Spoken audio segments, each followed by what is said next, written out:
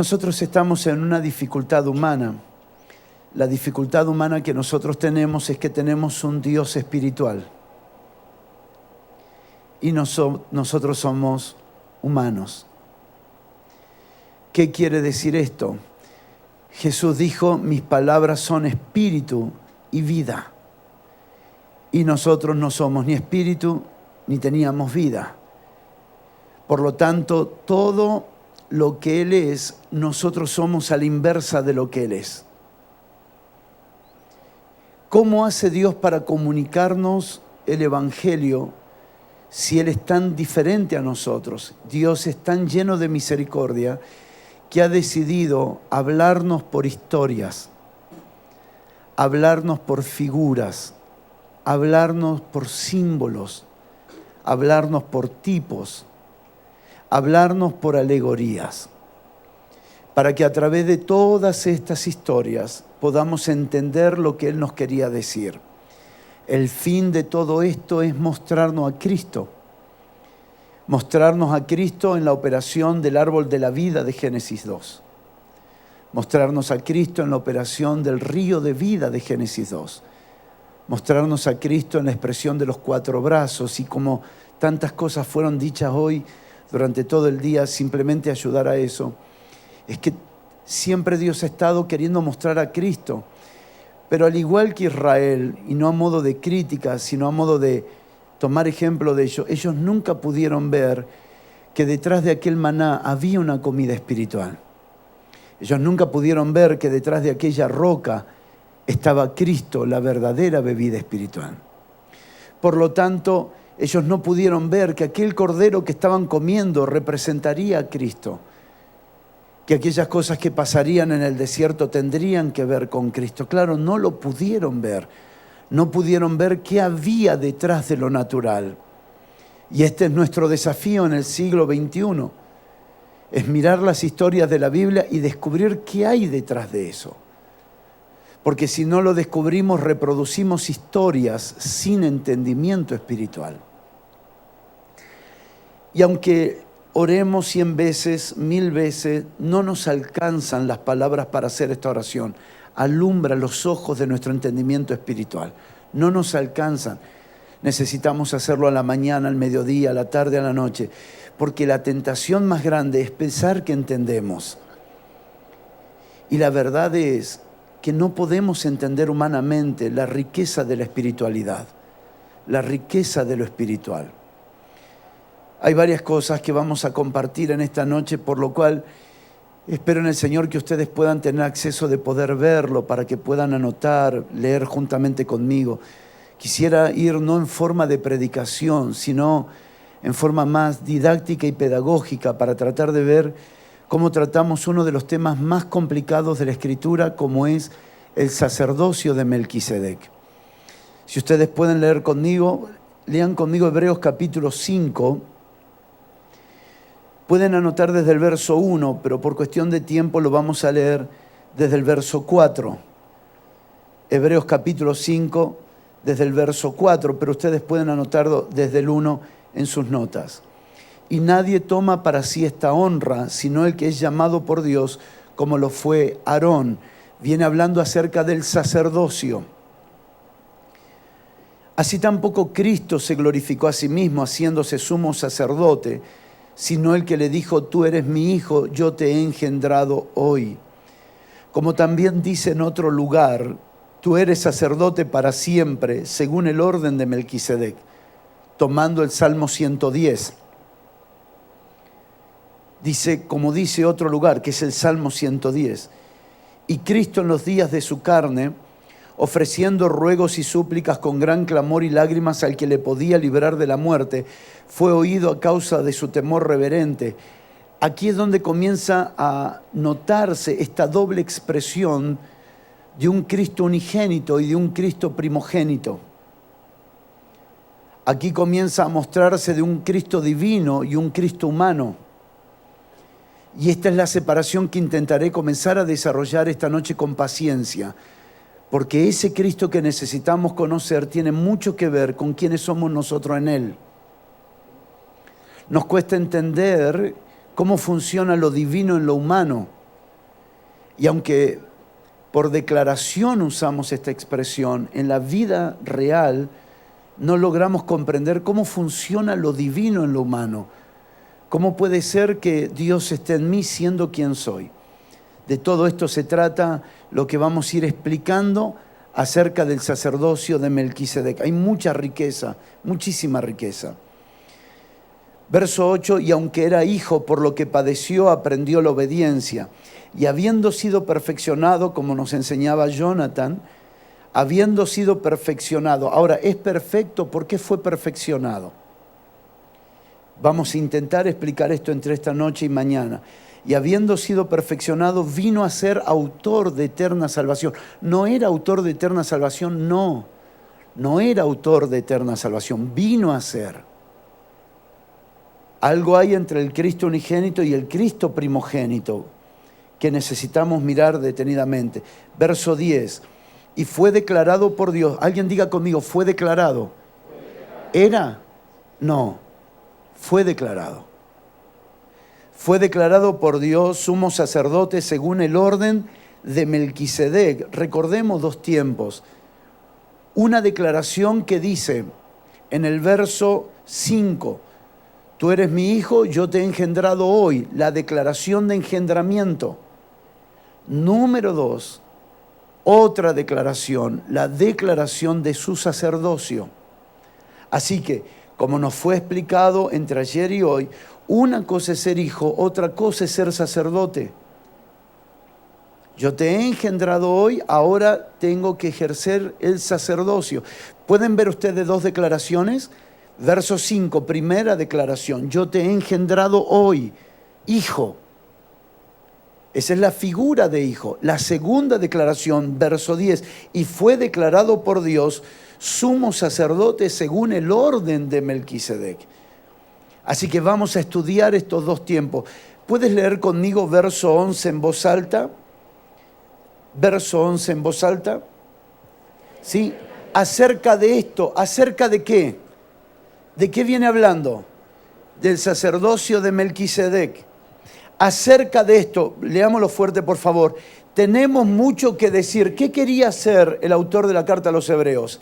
Hablar mucho acerca del sacerdocio de Melquisedec. Pero dice, y difícil de explicar. ¿Qué estaba haciendo el apóstol Pablo, de quien creo, aunque podemos discutir si fue o no fue, pero déjeme avanzar en esto por favor? ¿Qué estaba haciendo el autor de la carta a los Hebreos? Explicando. Él estaba explicando, pero se encuentra con una traba, que él quería explicar acerca del sacerdocio de Melquisedec, pero encuentra una traba. ¿Cuál? Por cuanto os habéis hecho tardos para oír, lentos para oír, perezosos para oír. Hay una palabra muy interesante en Hebreos que es la palabra y siempre andan vagando en su corazón, vagos para oír.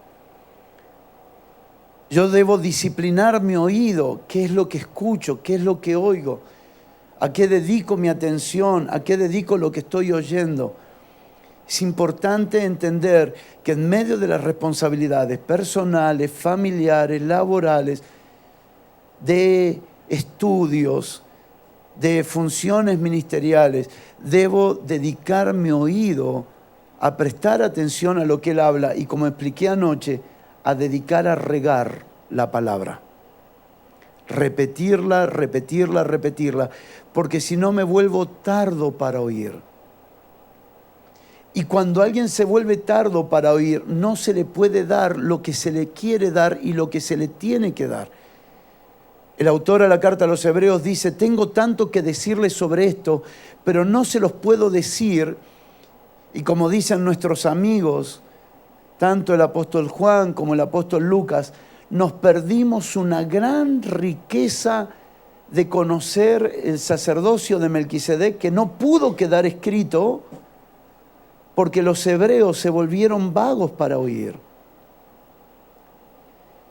Hay tanto que ver y espero en el Señor, la razón por la que decidimos manejar un escrito es que podamos investigar algunas cosas que nos puedan ayudar a descubrir quién es este Cristo a quien tanto amamos sin haberle visto, pero que viéndole nuestra vida va a ser totalmente diferente. Este pasaje dice en el verso 12, porque debiendo ser ya maestros, ¿maestros de qué? Maestros en la enseñanza del sacerdocio de Melquisedec. Sobre este asunto ustedes debieran ser maestros, ya debieran estar enseñando a otros sobre el sacerdocio de Melquisedec, pero hoy tienen necesidad de que les enseñe. Y no hay problema, él va a enseñarle, pero va a encontrar varias limitantes que espero en el Señor, que Dios nos dé luz para no encontrar esas limitaciones entre nosotros. Vamos a ir despacio para ir más rápido, ¿les parece? Vamos a ir despacio para ir más rápido. Vamos a Hebreos capítulo 7. Les pedí ayer, tal vez con sus funciones laborales o estudios o familiares no pudieron hacerlo, pero les pedí ayer que pudieran leer Hebreos 7 y Hebreos 8 para poder ir más rápido. Vamos a leer el capítulo 7. ¿Se anima a leer conmigo un capítulo? Porque este Melquisedec, rey de Salem, sacerdote del Dios Altísimo, que salió a recibir a Abraham, que volvía de la derrota de los reyes, y le bendijo, a quien asimismo Abraham dio los diezmos de todo, cuyo nombre significa primeramente Rey de Justicia, cuyo nombre significa... Melquisedec esconde un nombre espiritual.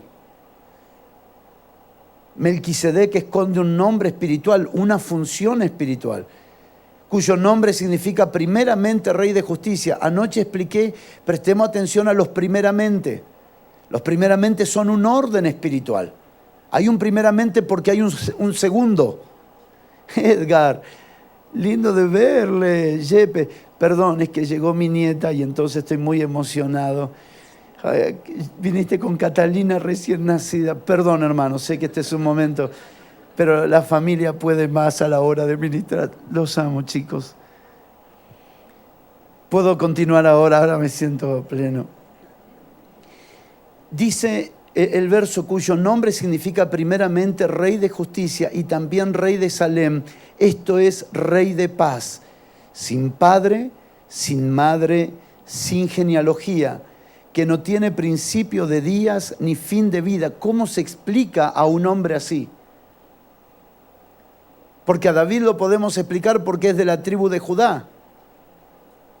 A David lo podemos explicar porque es de la casa de Isaí. ¿Cómo explicamos a este hombre? Evidentemente Dios se encargó en dejar esto en un misterio. Y sigue diciendo, sino hecho semejante al Hijo de Dios. Cuando viéramos a Melquisedec, ¿a quién deberíamos estar viendo? Cambio la pregunta. Cuando viéramos el árbol de vida de Génesis 2, ¿a quién deberíamos estar viendo? ¿Y el río? ¿Y al cordero que comieron la Pascua? A Cristo. Y cuando miramos a Melquisedec, ¿a quién deberíamos estar viendo? Un aspecto de Cristo. Pero no un aspecto como algo más, sino un aspecto de Cristo como alguien fundamental, el sacerdocio de Melquisedec. Dice, sino hecho semejante al Hijo de Dios, permanece sacerdote para siempre. Esta orden no fue revocada, esta orden traspasa los pactos. Considerad, pues, cuán grande era este. ¿Cómo era? Grande. Cuán grande era este, a quien aún Abraham, el patriarca, dio diezmos del botín. Cuán grande era, que es una de las figuras más exactas y perfectas de Cristo. No era Cristo, pero era semejante al Hijo de Dios. Considerad pues cuán grande era este, aún Abraham, el patriarca, dio diezmos del botín. Ciertamente los que entre los hijos de Leví reciben el sacerdocio, tienen mandamiento de tomar del pueblo los diezmos según la ley, es decir, de sus hermanos, aunque estos también hayan salido de los lomos de Abraham. Pero aquel cuya genealogía no es contada de entre ellos, tomó de Abraham los diezmos y bendijo al que tenía las promesas. Y sin discusión alguna, el menor es bendecido por el mayor. La pregunta es, ¿quién era el mayor entre los dos? Si hasta el día de hoy Abraham es el padre de los hijos de la fe, de quien vino Jesucristo, Pero dice que en relación a Melquisedec, Abraham era menor. ¿Quién puede ser menor que el padre de la fe? De donde se desprenden religiones, como ustedes ya conocen, el Islam, donde se desprende el catolicismo, el judaísmo. Sin embargo, también nosotros pertenecemos por la fe a Abraham como padre. Sin embargo, Melquisedec es mayor que Abraham. ¿Por qué hemos dedicado más tiempo para hablar de Abraham que de Melquisedec? Porque tenemos más versículos bíblicos de Abraham que de Melquisedec. Entonces tenemos que ver que si Melquisedec es más grande que Abraham, a ver, ¿me siguen la ecuación? Si Melquisedec es más grande que Abraham y tenemos menos versículos bíblicos de Melquisedec que de Abraham, quiere decir que Dios decidió o esconderlo en misterio o no encontró una generación preparada para revelarle quién era Melquisedec. Señores, Dios se ha dado a conocer de alguna forma por las Escrituras. No podemos pensar que el eterno Dios pueda ser entendido solo por las Escrituras. Y no estoy haciendo apología extrabíblica. Estoy diciendo que las mismas Escrituras, de forma misteriosa por el Espíritu de Dios, nos explicarán qué tiene que ver Melquisedec con Cristo. Dice el verso 8, y aquí ciertamente reciben los diezmos hombres mortales, pero allí uno de quien se da testimonio de que vive. Y por decirlo así, en Abraham pagó el diezmo también Leví, que recibe los diezmos, porque aún estaba en los lomos de su padre cuando Melquisedec le salió al encuentro. Así que acá hay algo multigeneracional. Verso 11, si pues la perfección fuera por el sacerdocio levítico, del cual tenemos todo el Antiguo Testamento hablándonos de esto, si pues la perfección fuera por el sacerdocio levítico, porque bajo él recibió el pueblo la ley, ¿qué necesidad habría aún de que se levantase otro sacerdote según el orden de Melquisedec y que no fuese llamado según el orden de Aarón? Y aquí comienza a colocar si verdaderamente el sacerdocio arónico era suficiente o era insuficiente. Nuestras congregaciones tienen mucha de la cultura judía todavía, porque necesitamos hacer la transición ni del judaísmo a los gentiles, sino que tanto judíos y gentiles se encuentren en una cruz y en la cruz surja un nuevo hombre. Muchas de las prácticas que no tenemos tiempo para desarrollarlas hoy pertenecen a prácticas aarónicas. Van a subir los levitas a cantar. Cosas como esas que no son malas, pero no pertenecen al pacto en Cristo Jesús. Si el sacerdocio de Aarón fuera lo que Dios quisiera reproducir, tendríamos que definir que el sacerdocio de Aarón traspasa los pactos y sigue siendo eficiente en el nuevo pacto. Pero ¿qué es lo que dice la Escritura? La Escritura dice, si pues la perfección fuera por el sacerdocio levítico, ¿qué necesidad habría aún de que se levantase otro sacerdote según el orden de Melquisedec y que no fuese llamado según el orden de Aarón? Porque cambiado el sacerdocio, es necesario que también haya cambio de ley. Por lo tanto, ¿cuál es la ley del servicio arónico y cuál es la ley en la casa de Dios? Que es la ley según el orden de Melquisedec. Para los que están anotando, no pensemos que el orden de Melquisedec es sin ley.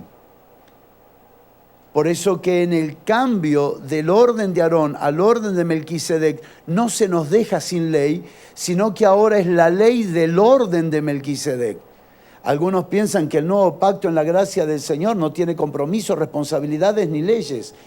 Y este sería un error. Diga conmigo, cambió la ley, pero no se dejó sin ley.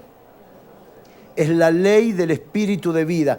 Espero en el Señor mañana a la noche poder hablar de la ley del Espíritu de vida, que Pablo en las cartas de Romanos y de Gálatas toma mucho tiempo para hablar, cómo funciona la ley del Espíritu de vida, porque no solamente hay una transgresión a la ley escrita, hay una transgresión a la ley implícita en la naturaleza de Dios en nosotros. Y si nosotros quebrantamos leyes biológicas y nos afectan, imagínense ustedes si quebrantamos las leyes espirituales. Yo escribiré mis leyes en vuestra mente y en vuestro corazón. De ninguna manera Dios nos ha dejado sin leyes. No son las mismas las leyes establecidas en el sacerdocio de Aarón que la ley establecida en Cristo Jesús según el orden de Melquisedec. Puedes levantar tus manos, por favor. Recibe esta palabra. La casa de Dios tiene leyes. Nos mencionó Jonathan un mensaje que venimos compartiendo en los alineamientos de Buenos Aires en estos últimos 2 acerca de la ley de la casa. La ley de la casa. ¿Cuáles son las leyes de la casa? La palabra que se desprende para hablar de casa es una palabra muy interesante, que es la palabra economía, que tiene que ver con administración, que tiene que ver con conducción, que tiene que ver con actitud, que tiene que ver con distribución. Economía, todas esas palabras son economía, y economía se separa en 2 palabras, oikonomía, oiko que significa ley, nomía, que significa, oiko que significa casa, nomía que significa ley, que significa la ley de la casa, eso es la economía. Y esto fue fuertemente alumbrado cuando estuve en Nueva Zelanda. Para entrar a las casas, fuera quien fuera, no importa cuánto te respetaran, tú tienes que quitarte el calzado, porque esa es la ley de la casa. No importa cuánto te honren, cuánto te reconozcan, al igual que el más pequeño o el más grande, tienes que quitarte los calzados, porque es la ley de la casa. A la hora de comer, cuando hay visitas, los niños no pueden sentarse a la mesa, porque esa es la ley de la casa. Y uno entra y respeta la ley de la casa. La pregunta es, ¿cómo nosotros nos movemos en la casa de Dios? Pablo le escribe a Timoteo su primera carta, su segunda carta, y a Tito, y les escribe para que sepan cómo deben conducirse en la casa de Dios. ¿Qué significa eso? Que en la casa de Dios somos libres, pero no para hacer lo que queramos, sino que somos libres para respetar la ley de la casa. Para que la casa no funcione, ¿puede repetir conmigo? Para que la casa me funcione, necesito respetar la ley de la casa. ¿Ustedes se acuerdan lo que dijo el hijo pródigo, heredero de la casa? Pero él no respetó la ley de la casa. Y mirando desde afuera dice, y pensar que en la casa de mi padre hasta los criados tienen abundancia de pan. La pregunta es, ¿por qué en la casa había abundancia y él quería comer la comida de los chanchos? Porque no respetó la ley de la casa. ¿Sabían ustedes que alguien puede estar en la congregación y por quebrantar la ley de la casa, la abundancia de Dios no puede ser disfrutada? Salmo 68, versos 5 y 6, dice que Dios reúne a las viudas y a los huérfanos. Es interesante. No quiero perderme ahí porque cuando lo vi me quedé extasiado. Dice que Dios reúne a las viudas y a los huérfanos, 2 cosas tremendas. Primero los huérfanos, diga conmigo, primero los huérfanos, porque primero es padre. Y después a las viudas, porque después es esposo. Es fantástico, tiene que ver la imagen del Padre y la imagen de Cristo. Y dice que en la casa de él hay abundancia de pan, pero luego termina diciendo esta palabra, dice, mas los rebeldes estarán en tierra seca.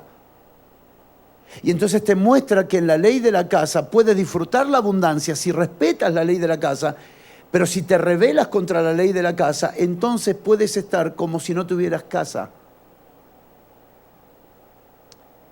Por eso que dije ayer cuando empezamos a la noche, que el Evangelio se recibe simple, pero no es simple, es complejo. Es complejo porque está lleno de leyes espirituales. ¿Sabe por qué se sostienen los cielos y la tierra? Por las leyes de Dios. La eternidad de Dios no está hecha así al azar. Toda la eternidad de Dios está establecida en leyes. La razón por la que todo respeta Cambio el orden de la expresión. La razón por la que todo en Dios está en orden es porque todo lo que rodea a Dios respeta sus leyes. Claro, si no entendemos que hubo un cambio de sacerdocio, vamos a ir a la ley de Moisés. Yo no estoy hablándoles de la ley de Moisés, porque el sacerdocio cambió. No les estoy hablando de la ley de Moisés en el monte Sinaí. Les estoy hablando de la ley del orden de Melquisedec, que no nos deja sin leyes. ¿Cuál es la diferencia? ¿Por qué nos toca el tema del diezmo? Uno de los temas más mal usados, más abusados, temas que algunos no lo quieren tocar por miedo a ser mal interpretados, temas que otros lo tocan y lo tocan mal, pero en algún momento alguien tiene que tener el coraje de empezar a tratar que la ley no es una ley impuesta, que la ley del diezmo no es una ley impuesta, sino que la ley del diezmo es una ley revelada en el Espíritu, que no está basada en la negociación de una necesidad como menciona Malaquías 3, que está basada en otra cosa mucho más profunda, en la ley de la gratitud. Abraham no diezma para vencer, Abraham diezma porque venció. ¿Cuántos me pueden decir amén? Abraham no diezma para que Dios le quite los demonios del camino y lo libere del destructor. Abraham diezma por gratitud, porque no puede permanecer ingrato a lo que ha recibido de parte de Dios. Por lo tanto, no podemos entender el nuevo pacto como una vida sin responsabilidades espirituales ni financieras, pero no son impuestas por hombres, ni se manipulan a través de una necesidad. Nuestros gobiernos humanos, al igual que muchas de nuestras congregaciones, han usado la necesidad de la gente para poder prometerles cosas fuera de pacto, fuera de término, fuera de propósito y fuera de naturaleza. Señores, necesitamos aprender a expresar la ley de la gratitud expresada en los diezmos, pero no en forma de si das, Dios te va a prosperar. No, Dios te prospera aunque no des. Hay gente que ha vivido desordenadamente y Dios la ha prosperado. Es su gracia, es su favor. No puedo confundir una cosa con la otra. Hay gente que vive en la sociedad que prospera sin dar un solo centavo. Por favor, no confundamos una cosa con otra. Nosotros no estamos buscando prosperidad. Ya fuimos prosperados por Él. Ya fuimos bendecidos por Él. Pero nosotros sí reconocemos lo que otros no reconocen. Y es que queremos que este evangelio siga avanzando. Mire por favor lo que dice la Escritura en el verso 12 en adelante. Porque cambiado el sacerdocio, necesario es que haya también cambio de la ley. Pero si no puedo explicar a Melquisedec, ¿cómo puedo explicar el cambio de la ley? ¿Me siguen? Cambió el sacerdocio, fantástico. ¿Y qué cambió también? Cambió la ley. Porque donde cambia el sacerdocio, cambia la ley. Entonces necesito descubrir ahora en qué sacerdocio estoy, en el de Melquisedec. Pero no tengo elementos sobre Melquisedec, tranquilo, porque la Escritura es un libro que contiene misterios, que en la medida en que vamos creciendo y amando a Dios, vamos descubriendo los misterios que están en las Escrituras. Porque cambiado el sacerdocio es necesario que también haya cambio de ley. Y de aquel de quien se dice esto es de otra tribu, de lo cual nadie sirvió al altar. Anoche pasé rápido por aquí, ahora me detengo un poco más. Y es que el cambio del sacerdocio también es un cambio de tribu. Y no es inocente esta expresión, porque el cambio de sacerdocio también es cambio de tribu. ¿De qué tribu viene el sacerdocio de Melquisedec? Por favor, mire conmigo el verso 14. Porque manifiesto es que nuestro Señor vino de la tribu de Judá, de la cual nada habló Moisés tocante al sacerdocio. Y esto es aún más manifiesto. Diga conmigo, más manifiesto. Claro, para el autor era fácil leerlo, para el autor era fácil escribirlo, pero para nosotros debe ser mucho más profundo de lo que nosotros podamos leer rápidamente. Y esto no fue manifiesto. ¿Qué no fue manifiesto? Mírelo, que nuestro Señor vino de la tribu de Judá, de la cual nada habló Moisés tocante al sacerdocio, nada. Y esto es aún más manifiesto si a semejanza de Melquisedec se levanta un sacerdote distinto. ¿Puedo preguntarle algo? ¿Quiénes salían de la tribu de Leví? Los sacerdotes. ¿Me sigue? ¿Quiénes salían de la tribu de Judá? Los reyes. Los reyes. Prepárese porque esto nos va a dar a luz cuando vayamos un poquito más adelante. ¿Por qué es importante entender esto? Míreme por favor para que pueda entender algunos movimientos escriturales. De la familia de María se descendía de la tribu de Leví. ¿De quién? De la tribu de Leví. ¿De dónde descendía María, la madre de Jesús? De Leví. Ella vivía en el territorio de Leví, donde se levantaban los sacerdotes. Pero José descendía de la tribu de Judá. ¿Me está siguiendo? De donde nacen los reyes. ¿Puedo preguntarle algo? ¿Qué hace una mujer viajando 100 kilómetros en un burro en medio de un campo de arena, de un predio totalmente desparejo, viajando arriba de un burro para hacer el censo? El censo se podía hacer tanto en la tierra de Leví, donde estaba esta hermosa mujer María, o se podía hacer en Belén de la tribu de Judá. La pregunta es la siguiente: ¿qué hace una mujer embarazada arriba de un burro 100 kilómetros, tardando días para censar a su hijo en la tribu de Judá? Porque Jesucristo, nuestro Señor, viene de la tribu de Judá y su casta es casta real. Quiero hablar de la gloria de María 2 minutos. La gloria de María es una mujer que vence todas las complicaciones de la vida para dar su fruto en el ambiente correcto. Cualquier mujer diría, darlo en Belén o darlo aquí, da igual. María no. ¿Alguien puede decir conmigo, se levanta una iglesia que no es complicada? Que no es complicada, que no le tiene miedo al esfuerzo, que no le tiene miedo al sufrimiento, que no le tiene miedo a la disciplina, que no le tiene miedo a la dedicación, que no le tiene miedo a la incomodidad. Se levanta una generación que con tal de manifestar a Cristo sabe que las cosas serán incómodas, pero no se puede dar a luz a un descendiente de Leví, en la tierra de Leví, porque entonces no hubiera sido rey, hubiera sido solamente sacerdote según el orden de Aarón. María era una gran mujer y quiero hablarle a la iglesia alegóricamente como María, que muchas veces manifestar a Cristo no le es cómodo ni le es fácil, pero sin importar las incomodidades de la vida, está dispuesta a manifestar a Cristo como Rey y Señor de su vida.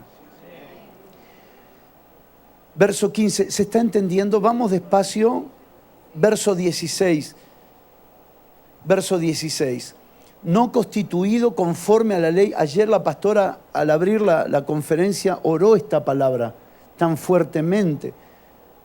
No constituido conforme a la ley del mandamiento acerca de la descendencia. ¿Cómo funcionaba el hijo de Leví? Los hijos de Leví funcionaban de esta manera: yo muero, continúa mi hijo; yo muero, continúa mi hijo. Eran solo los de la línea de Leví. Jonathan lo explicó recién de una forma magistral. Era un asunto familiar. Por lo tanto, de las 12 tribus, solo una podía servir. Y los 11 tenían que salir al campo de batalla. En el siglo XXI no se concibe hoy que haya una tribu sacerdotal en la iglesia y los demás que salgan a la sociedad. No, porque hoy en Cristo Jesús todos somos sacerdotes del Señor. Todos ejercemos este sacerdocio. Y la función ministerial, como nos fue explicada en la primera hora, la función ministerial no es para empoderarse a sí misma, sino para perfeccionar a los santos. No es cuánto milagro haga yo, sino cuántos milagros hace la gente que Dios me entregó. La gloria de Jesús no fue echar el demonio. La gloria de Jesús es que sus discípulos echaran demonios. La gloria de Jesús no fue que Él sanara enfermos. La gloria de Jesús es que sus discípulos sanaran. Porque esto no se trata de empoderarnos nosotros, sino de perfeccionar a los santos para que ellos hagan la obra. Hermano, no se puede pasar la antorcha cuando nos morimos. Hay que compartirla desde ahora. La función de los profetas no solo es profetizar, es enseñar a los santos a que profeticen. La función del evangelista no es pararse en una cruzada evangelística y predicarle a todos. Es cómo el evangelista le enseña a todos los demás a evangelizar. La pregunta es, ¿estamos dispuestos a perder el protagonismo? Porque el sacerdocio es de todos los santos. Y la tarea de perfeccionar es la tarea de perfeccionar a todos los santos para que todos los santos puedan hacerlo. Sigue diciendo, verso 16, no constituido conforme a la ley del mandamiento acerca de la descendencia, sino, puede repetir conmigo, sino según el poder de una vida indestructible. ¿Por qué tenía que ser un sacerdocio pasado según la ley de la descendencia? Porque muerto el padre seguía el hijo. Muerto el padre seguía el hijo. Hermano, mi gloria no es que Jonathan sea apóstol. Mi gloria no es que Jonathan sea pastor. Mi gloria es que Jonathan sea lo que Dios quiere que sea. Hermano, hemos atormentado a los hijos de los pastores. Aquí hay muchísimos pastores. Le pido a la congregación que me perdone un momento, pero quiero decirlo. Hemos atormentado a los hijos de los pastores. Ya cuando son chiquititos, si viene con una corbata, ya lo llamamos el pastorcito. No, pero si el padre es pastor, el hijo es pastor. ¿Quién dijo que tiene que ser pastor? Es muy probable que manifieste la vida de Cristo como pastor o de otra forma. Porque el sacerdocio ya no es levítico, ya no es el padre apóstol, el hijo tiene que ser apóstol. Una de nuestras congregaciones a la que estamos dirigiendo hoy, nuestro hijo no es el principal pastor. ¿Por qué no es el principal pastor? Porque hay otro muchacho que también es un hijo espiritual que está desarrollando una gracia pastoral tremenda. Ahora, no es porque es mi hijo, él tiene que ser el principal, porque esto no funciona según la ley de la descendencia. ¿Cuánto me están entendiendo? Sino que esto funciona por el poder de una vida indestructible. Por lo tanto, lo que se espera de mí no es que yo haga a mi hijo pastor, sino que yo haga a mi hijo un hombre que viva la vida indestructible. Y que pase a mis nietos no un orden sacerdotal en términos arónicos, sino que traspasemos la vida. ¿Por qué Dios levanta padres? Dios levanta papás para que cuiden la vida de sus hijos. No tengo mucho tiempo para hablarlo, pero tengo mucho material escrito para ayudarles. La razón por la que Dios quiere una casa y construye una casa es porque Dios quiere una familia que preserve la vida. La razón por la que existe la casa es para que haya continuidad de vida. ¿Usted vio los animales híbridos?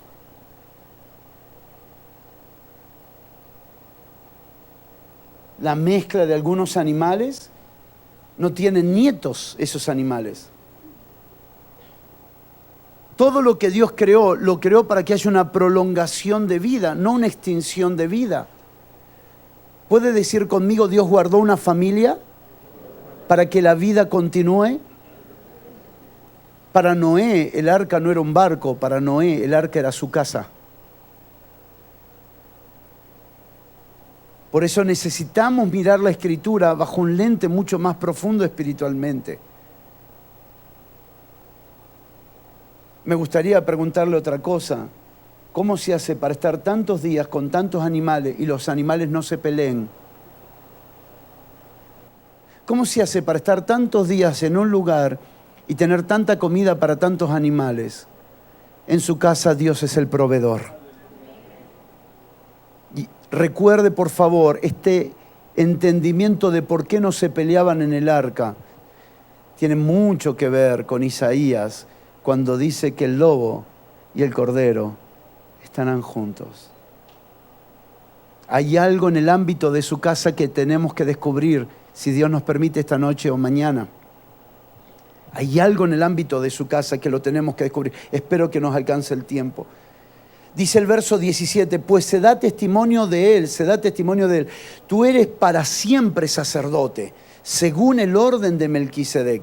Queda pues abrogado el mandamiento anterior a causa de su debilidad e ineficacia. ¿Qué era el sacerdocio de Aarón y la ley de Moisés? Débil e ineficaz, imperfecto. Pues nada perfeccionó la ley y de la introducción de una mejor esperanza por la cual nos acercamos a Dios. Y esto no fue hecho sin juramento, porque los otros ciertamente sin juramento fueron hechos sacerdotes, pero este con el juramento del que le dijo, juró el Señor y no se arrepentirá, tú eres sacerdote para siempre según el orden de Melquisedec. Cuando entraban al sacerdocio no había juramento de Dios. Pero en este sacerdocio hay un juramento y hermano, difícilmente veremos a Dios jurando, pero cuando Dios jura, hermano, eso es eternamente irrevocable. Cuando no tuvo cómo jurar a Abraham, ¿qué hizo él? Juró por sí mismo. Y esto es irrevocable, es eterno, es para siempre. Dice el verso 22, por tanto Jesús es hecho fiador de un mejor pacto, y los otros sacerdotes llegaron a ser muchos, debido a que por la muerte no podían continuar. Como dice, eran muchos porque debido a la muerte no podían continuar. Sin embargo, verso 24, mas este, por cuanto permanece para siempre, tiene un sacerdocio inmutable, por lo cual puede también salvar perpetuamente a los que por él se acercan a Dios, viviendo siempre para interceder por ellos, porque tal sumo sacerdote nos convenía. Diga conmigo, me conviene Melquisedec, me conviene Cristo, me conviene, pero si no sé y no lo conozco, no sé lo que me conviene. ¿Por qué los padres les enseñamos a nuestros hijos lo que les conviene? Porque hasta que no le enseñemos lo que les conviene, nunca sabrán que eso les conviene. Pablo le enseñó a los hermanos de Corintio, todo me es lícito, pero no todo me conviene. Entonces le comenzó a enseñar que existen cosas que nos convienen y cosas que no nos convienen. Ahora, ¿qué es lo que nos conviene? Nos conviene Cristo según el orden de Melquisedec. Sí nos conviene. Por eso es que nos conviene, aunque sea un poco complicado, dedicar tiempo a entender el sacerdocio de Melquisedec, porque hasta ahora alguien puede preguntarse, por eso decidí que no salga por internet este mensaje, puede preguntar, ¿y qué tiene que ver esto con mi familia? ¿Qué tiene que ver esto con mi diagnóstico médico? ¿Qué tiene que ver esto con mi economía? ¿Qué tiene que ver esto con mi ministerio? Tranquilo, no se apresure. Para cuando termine esta jornada esperamos en el Señor que podamos ver por qué nos conviene el orden de Melquisedec. ¿Por qué nos conviene? Dice el verso 26, verso 25, por lo cual puede también salvar perpetuamente a los que por él se acercan a Dios, viviendo siempre para interceder por ellos. Porque tal sumo sacerdote nos convenía, santo, inocente, sin mancha, apartado de los pecadores y hecho más sublime que los cielos, que no tiene necesidad cada día, como aquellos sumos sacerdotes, de ofrecer primero sacrificio por sus propios pecados y luego por los del pueblo, porque esto lo hizo una vez para siempre, ofreciéndose a sí mismo. ¿Puede respirar, por favor, por un momento? Esto es la lectura, todavía no entramos ni siquiera a la introducción. Respire profundo. Gloria a Dios. Puedes saludar a alguien, decir, hermano, me alegro de verte, de que estemos juntos.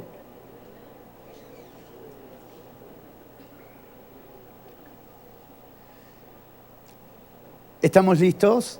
¿Podemos comenzar? ¿Catalina está lista? Avanzamos entonces. Dos cosas importantes que venimos hablando del primer día, vida y sacerdocio.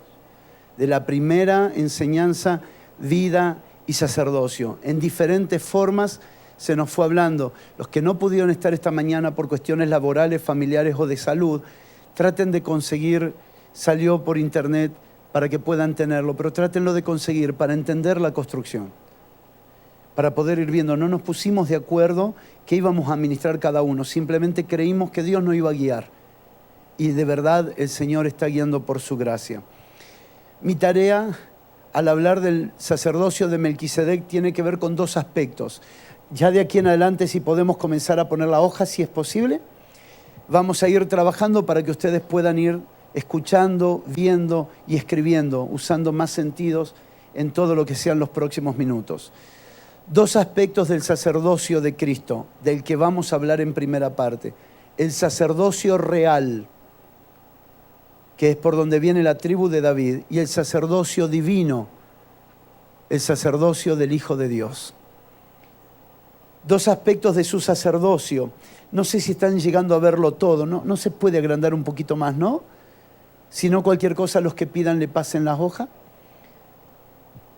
Dos aspectos de su sacerdocio. El primer aspecto del que vamos a hablar es el sacerdocio real.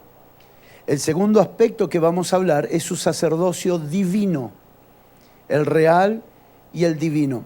Para explicar esto, vayamos a Génesis, capítulo 14, verso 18. Génesis 14, 18 dice: entonces Melquisedec, rey de Salem y sacerdote del Dios Altísimo, ¿qué sacó? Pan y vino. Sacó pan y vino y le bendijo diciendo: bendito sea Abraham del Dios Altísimo, creador de los cielos y de la tierra, y bendito sea el Dios Altísimo que entregó tus enemigos en tus manos y le dio a Abraham los diezmos de todo. Para entender lo que vamos a explicar, entendamos qué fue lo que sacó Melquisedec. Si Melquisedec es semejante a Cristo, ¿me sigue? Si Melquisedec es hecho semejante a Cristo, ¿qué era lo que necesitaba Abraham de Melquisedec? Cuando le salió al encuentro, no le pidió los diezmos. ¿Cuántos dicen amén? No le pidió nada. Melquisedec no le pidió nada, sino que lo que hizo Melquisedec es sacar pan y vino. Ahora, si yo estuviera hablando con un hombre común y corriente, es una cosa, pero yo estoy hablando con Abraham.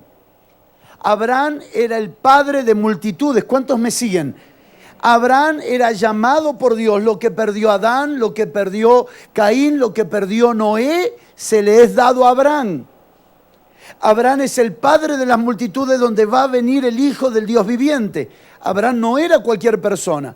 Por lo tanto, debemos preguntarnos por qué saca pan y vino. ¿Cuántas cosas podría haberle dado Melquisedec a Abraham? Muchas. Era rey, podía haberle dado otras cosas. Podría haberle dado oro, de lo cual sería maravilloso. Podría haberle dado espada, lo cual sería maravilloso. Podría darle pan, otro tipo de pan. Podría darle otro tipo de cosas, pero le dio pan y vino, porque este es hecho semejante. ¿Puede decir conmigo hecho semejante? Solo el que es del orden de Melquisedec puede dar pan y vino.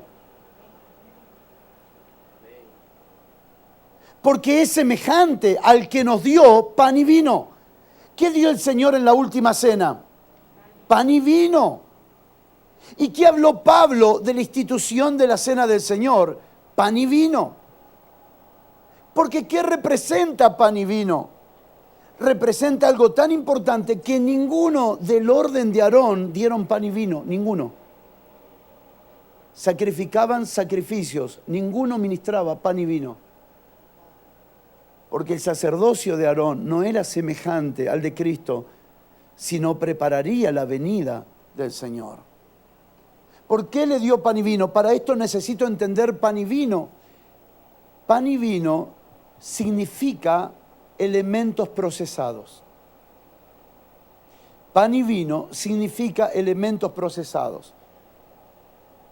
Tomo un grano, lo proceso, lo cocino y se transforma en pan. Tomo una uva de la fruta del árbol de la vid, lo cocino y sale el vino. Por lo tanto, pan y vino son elementos procesados o elementos cocinados. Melquisedec no le ofreció al Jesús histórico. Le ofreció al Cristo resucitado. ¿Me está siguiendo? ¿Qué dijo Jesús antes de la cruz? Diga conmigo, antes de la cruz. Fuerte, fuerte. ¿Qué dijo Jesús antes de la cruz? Jesús dijo antes de la cruz que era el grano. Si el grano de trigo no cae y muere, queda solo. Pero si muere, lleva fruto. ¿Cuál es el fruto del grano sino el pan?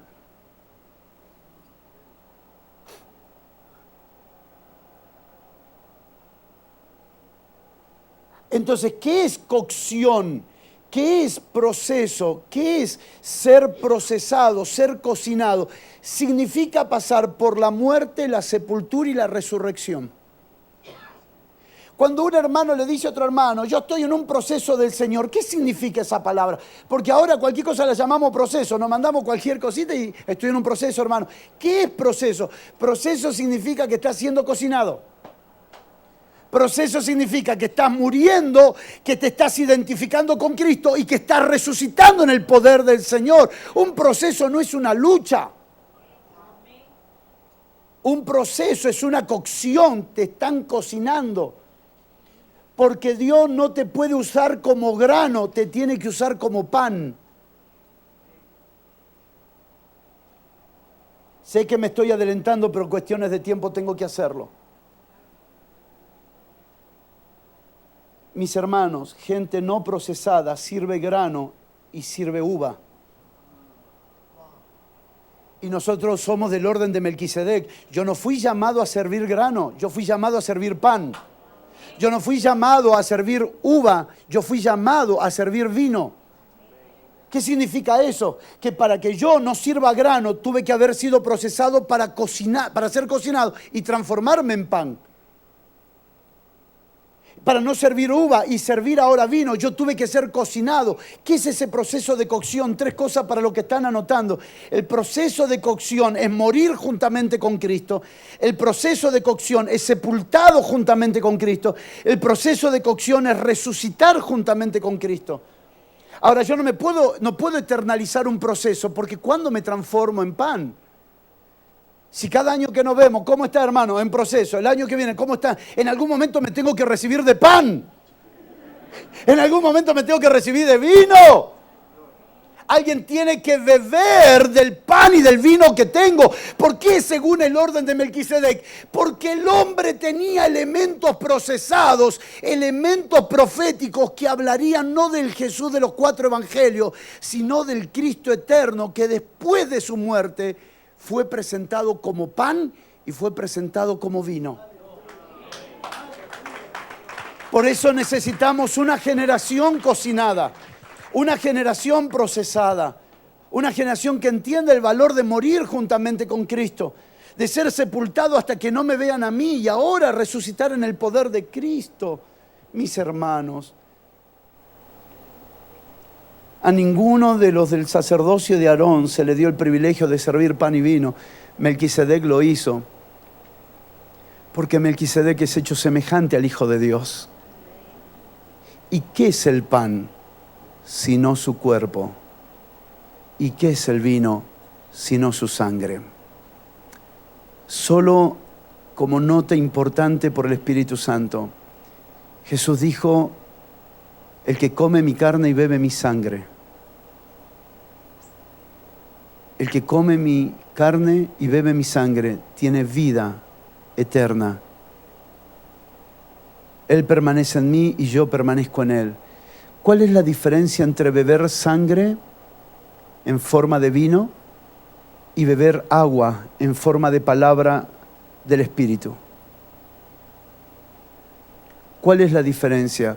¿Cómo sé cuándo debo beber sangre y cómo sé cuándo debo beber agua? Claro, si todo esto se saca del ámbito espiritual, practicamos cosas terribles. ¿Cómo sé? Debo beber sangre cuando la culpa y la condenación me vienen a decir mi pasado en la cara. Necesito beber sangre cuando las cosas que hice, que me hicieron o que hice a otros, me están condenando. Entonces la sangre de Cristo me libra de toda condenación. ¿Por qué participamos de la cena del Señor? Porque recordamos cuando participamos juntos cómo fuimos librados de la condenación. ¿Sabe qué es terrible? Estar en una reunión, participar del pan y de la copa y sentirme condenado. Por eso algunos duermen, otros están enfermos y otros están débiles, porque no disciernen al cuerpo. ¿Por qué es importante que nos reunamos a participar de la cena del Señor? Para recordar cómo fuimos perdonados.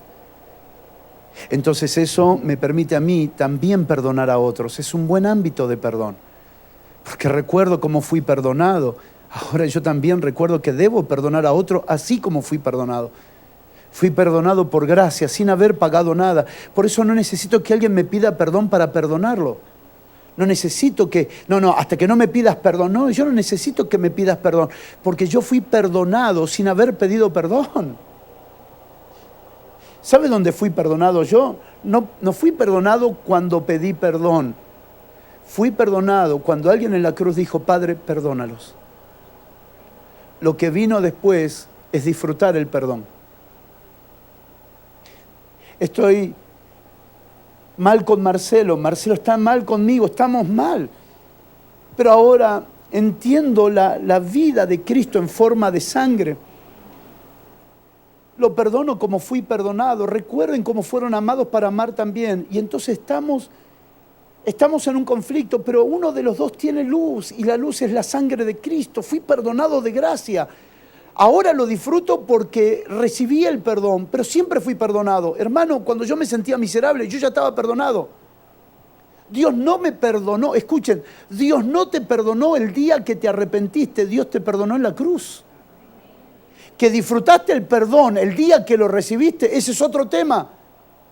Por lo tanto, yo no necesito que Marcelo me pida perdón para que yo lo perdone. No necesito que me pidas perdón. Yo ya te perdoné. Para que disfrutes esta comunión en el perdón, solo acepta el perdón. Por eso es necesario entender por qué se nos llamó a participar de la cena del Señor. Pero claro, cuando eternalizamos el símbolo, le damos poder al símbolo y después espiritualmente no es eficaz la práctica espiritual de la cena del Señor. Entonces participamos de la copa, pero estamos peleados uno con otro. Participamos de la copa, pero estamos peleados nosotros mismos en nuestro interior. Y todas esas peleas, mis hermanos, todas esas peleas, lo único que impiden es que nosotros disfrutemos a Cristo. Entonces tenemos el mensaje correcto, pero la vida equivocada. La gente no compra tu mensaje, la gente compra tu vida. Escuchen, por favor, ¿están listos? Estamos en la introducción. Si usted mira ahí, hay un papelito que dice introducción. Ahí estamos parados en el vino, que es el pan y el vino, que son elementos procesados. ¿Y qué es beber el agua? Pregunte, por favor, ¿qué es beber el agua?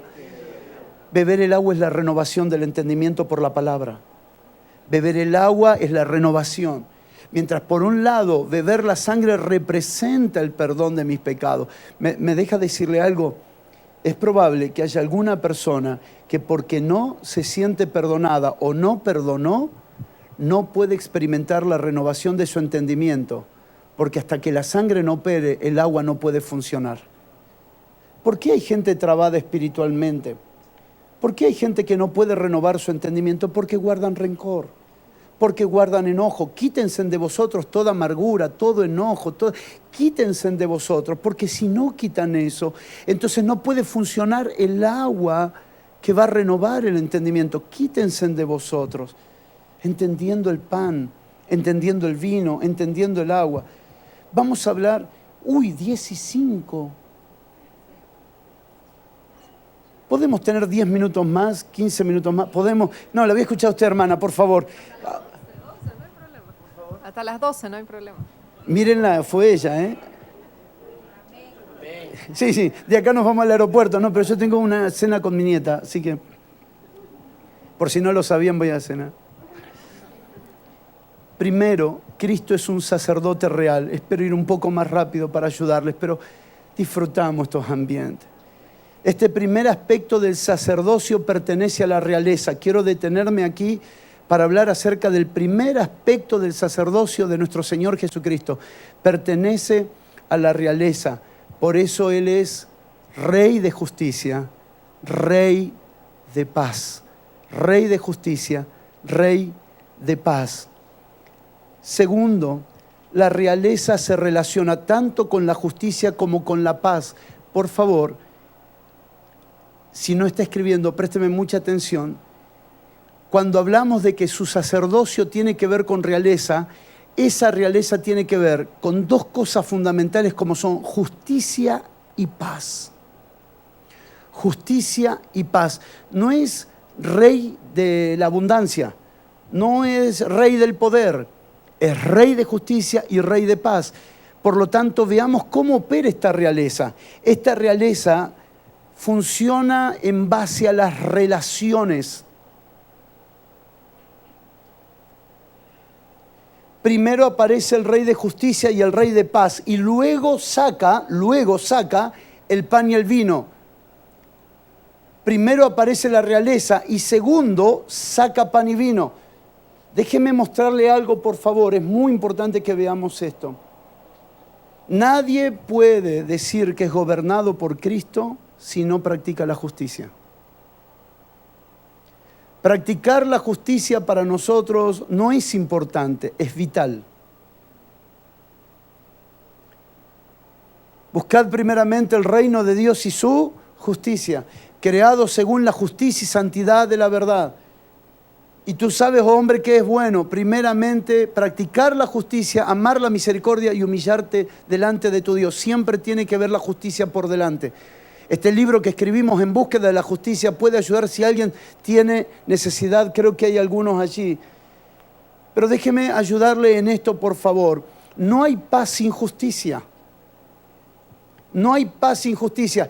Entendamos Melquisedec. La palabra Melquisedec significa rey de justicia. La palabra Melqui tiene que ver con rey. La palabra Sedec tiene que ver con justicia. Y la palabra Sedec en hebreo significa el amor que gobierna todas las relaciones. Porque el fundamento de la justicia es el amor. Míreme, ¿se puede practicar la justicia sin amor? Se puede, pero no es la justicia a la manera de Dios. Por eso dice, si dieres tu cuerpo para ser quemado, si dieres tus bienes a los pobres, ¿eso es justicia? Claro que es justicia, pero es sin amor, entonces no es la justicia a la manera de Dios. Ningún acto de justicia para Dios es justicia si es hecho sin amor. El fundamento de la justicia es amor. La esencia de la justicia es amor. La justicia es la esencia que gobierna todas las relaciones. No existe una relación que Dios no la haya establecido en justicia. Derechos y obligaciones. Alguien diga fuerte conmigo, derechos y obligaciones. El padre con el hijo tiene derechos y obligaciones. El hijo con el padre tiene derechos y obligaciones. El esposo con la esposa, derechos y obligaciones. La esposa con el esposo, derechos y obligaciones. El pastor con la oveja tiene derechos y obligaciones. La oveja con el pastor tiene derechos y obligaciones. Cualquier área que usted busque en la sociedad hay derechos y obligaciones. Pero nuestra generación quiere sus derechos, pero renuncia a sus obligaciones. Un padre quiere que su hijo lo respete, pero él renuncia a la obligación de ser padre. Un hijo quiere los beneficios de la casa y entonces reclama los beneficios, los derechos de ser hijo, pero no cumple las obligaciones de ser hijo. Estamos en medio de una sociedad que todo el mundo está reclamando sus derechos, pero ¿quién cumple sus obligaciones? La práctica de la justicia pone equitativamente los derechos como las obligaciones. ¿Cuál puede ser el derecho de un padre? Ser obedecido. Diga conmigo, ser obedecido. ¿Cuál es la obligación de un padre?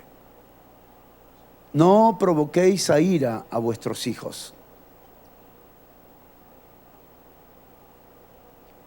¿Cuál es el derecho de un padre? Ser obedecido. ¿Y la obligación de un hijo? Obedecer. Todos los vínculos, usted lo va a leer en todas las cartas apostólicas, todos los vínculos fueron basados en práctica de la justicia. El problema es cuando la justicia no gobierna nuestra vida y la justicia no es un acto externo, sino una naturaleza divina que nos fue entregado. Ustedes y yo, en la medida en que Cristo va creciendo, la justicia va creciendo dentro de nosotros. La Biblia habla muchísimo, me llevaría tanto tiempo y sería hermoso hacerlo, de explicar lo que significa en Oseas, semilla de justicia. Lo que significa en Isaías, árbol de justicia. Lo que significa en Filipenses, frutos de justicia. Lo que significa en Isaías, plantío de justicia, árboles de justicia. Todo lo que pertenece a la vida orgánica en Cristo está relacionado a la justicia. Hermano, déjeme decirle algo. Los grandes problemas que tenemos en la familia es la ausencia de la práctica de la justicia. Donde no hay práctica de la justicia, no hay paz.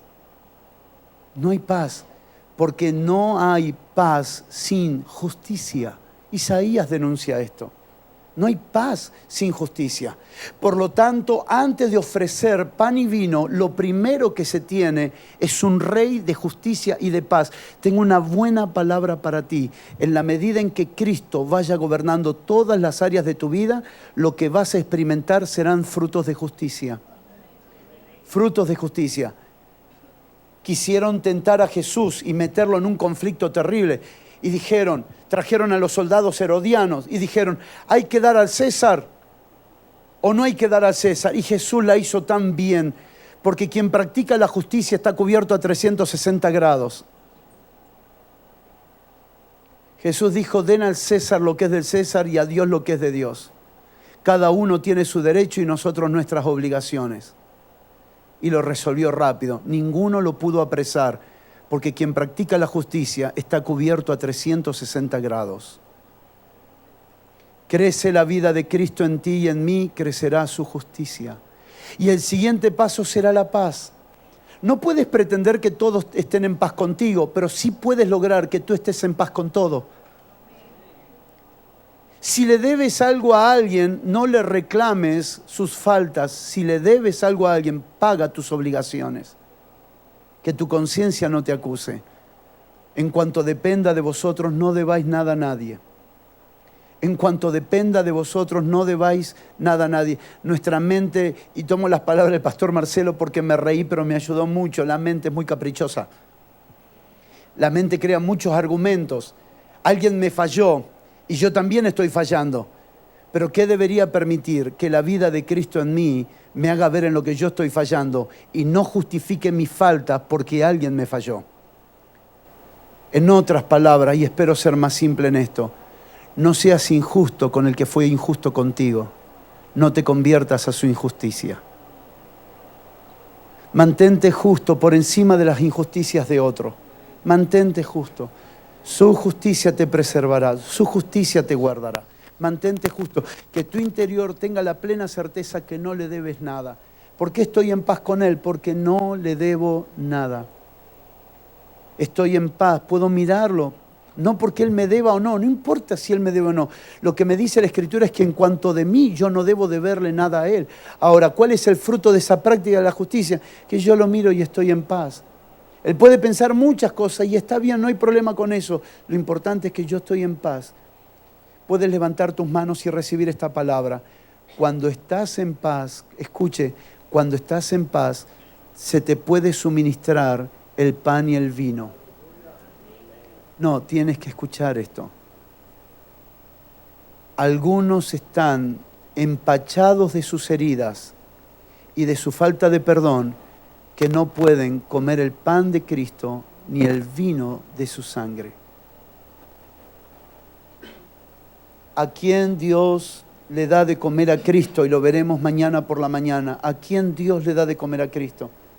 Al que está en paz.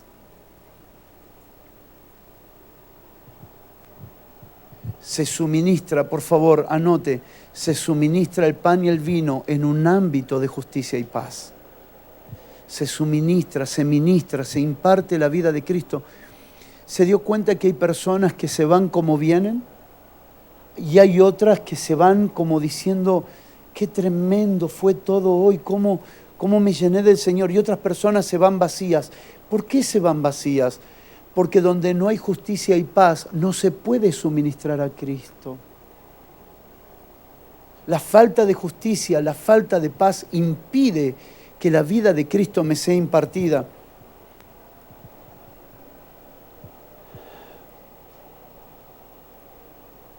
¿Cuál es nuestro más grande desafío? Es que Cristo sea nuestro Rey.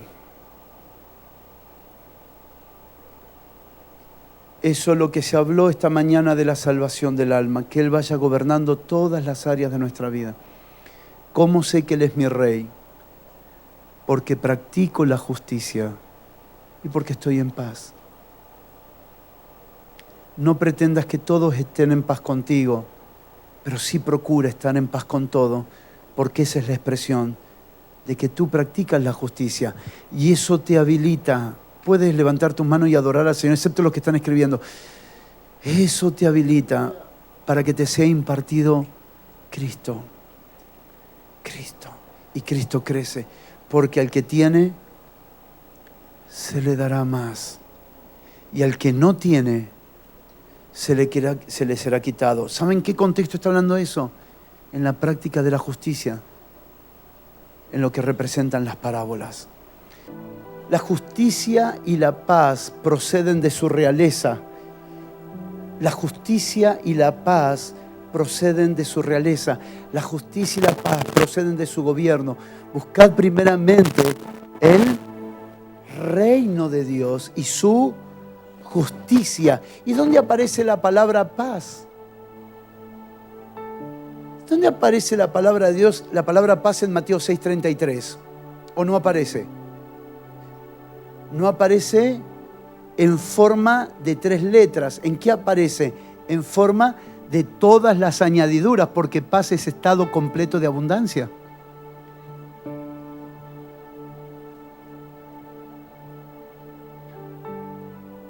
En que te serán añadidas todas las cosas. Y eso es paz. Paz es un estado de estar completo. Estoy completo. ¿Ha visto usted el rostro de alguien que ha comido lo que le gusta y ha comido bastante? ¿Le ha visto la cara de felicidad? Uno de mis hijos el otro día en Córdoba experimentó lo que se llama lomito. No importa que ustedes, les animo a que cuando vayan a Córdoba prueben eso, un lomito, un sándwich de carne, así de grande. Hermano, el rostro de mi hijo le dio placer a mi vida de pagar lo que pagué por ese bendito sándwich. Porque su placer le dio sentido al pago. ¿Nunca le ha dado de comer a alguien que menospreció la comida? ¿Nunca ha cocinado 2 horas para alguien que dijo, no me gusta esto? Pero ¿cómo se ha sentido usted después de haber cocinado, después de haber pagado, después de haber comprado y de pronto ver el rostro del que comió como... A mí me gusta hacer mucho ensalada de fruta, es mi especialidad culinaria, lo único que sé hacer. Hago un huevo frito y me sale duro. Hago ensalada de fruta, pero no soy una persona normal. Hago una ensalada de fruta como para 50 personas. Varios kilos y saco foto y le mando a mi equipo y el equipo pastoral lo disfruta porque viene a comer la ensalada de fruta. ¿Y sabe cuál es mi mayor gloria? No es hacer la comida. Mi mayor gloria es ver después que comimos. Me acuerdo cuando fuimos a comer a la casa de los hermanos. ¿Se acuerda, pastora, cómo nos dieron de comer? Nos engordaron para fin de año. Comimos tan rico. Pero ¿cuál era el rostro, la alegría de ellos? Que después que le comimos todos nos sentamos para atrás. ¿Sabe cuál es el placer de Dios? Que después de haber pagado la cocción de su Hijo, muerto, sepultado y resucitado, ahora ustedes y yo, practicando la justicia, estamos llenos de paz, completos en Cristo Jesús.